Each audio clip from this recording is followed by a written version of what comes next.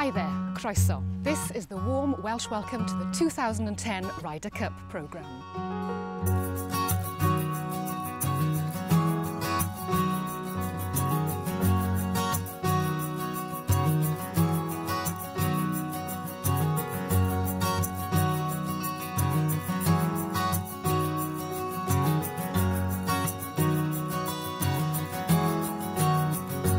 From October the 1st to the 3rd this year, Wales will be hosting the world's biggest golf tournament at the Celtic Manor.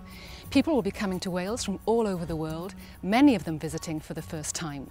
We want to show the world what Wales has to offer, make sure the visitors have a great time, and this will then encourage them to tell their friends about us and want to come back as well.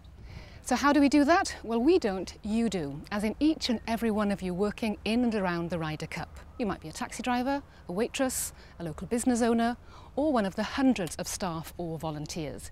You are the ambassadors for Wales at the Ryder Cup 2010, and your role is really important. What do you need to be an ambassador?